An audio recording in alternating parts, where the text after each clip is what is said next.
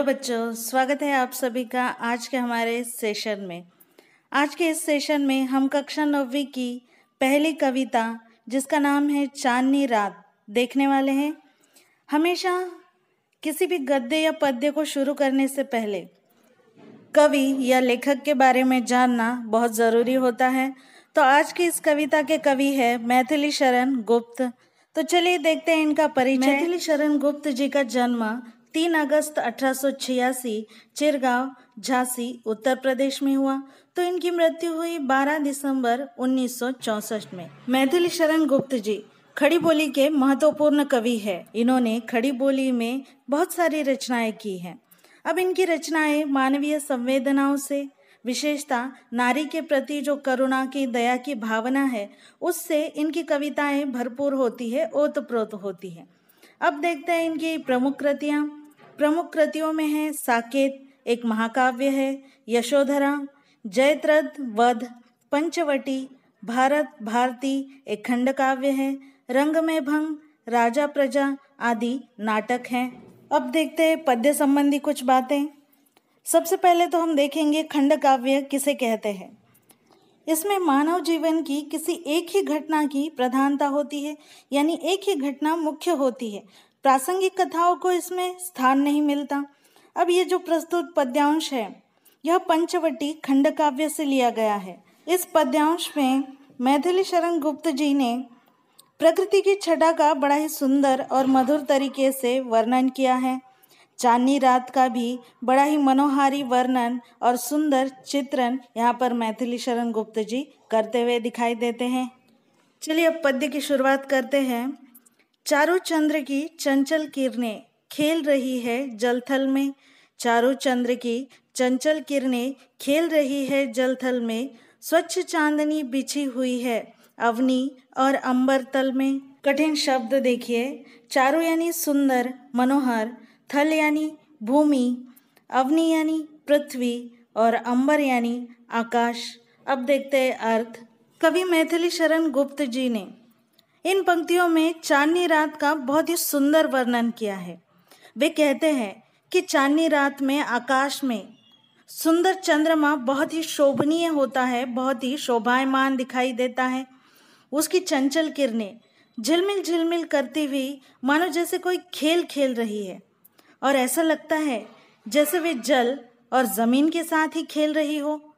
अब चंद्रमा का स्वच्छ और निर्मल प्रकाश पूरे पृथ्वी पर और नभमंडल में फैला हुआ है और वह उन्हें प्रकाशित भी कर रहा है। इस तरह देखें तो रात में भी प्रकृति के जो कार्य है वो नियमित रूप से चलते रहते हैं।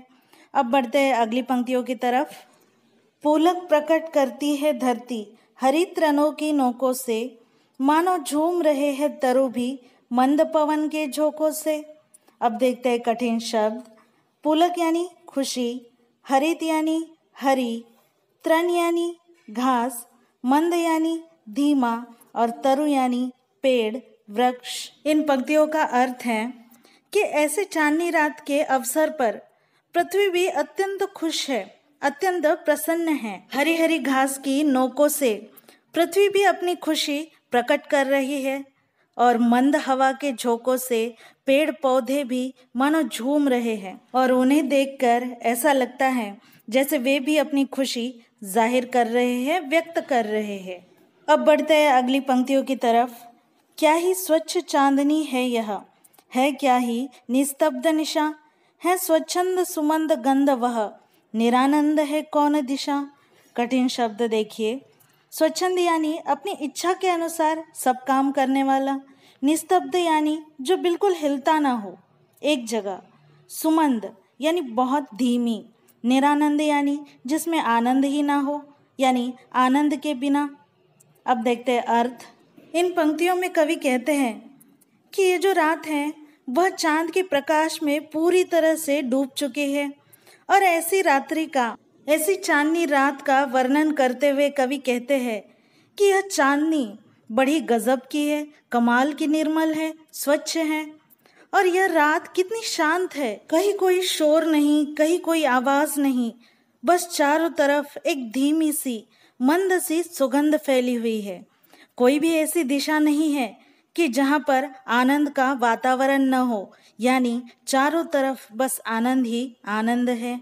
अगली पंक्तियाँ, बंद नहीं अब भी चलते हैं नियति नटी के कार्यकलाप, बंद नहीं अब भी चलते हैं नियति नटी के कार्यकलाप, पर कितने एकांत भाव से, कितने शांत और चुपचाप।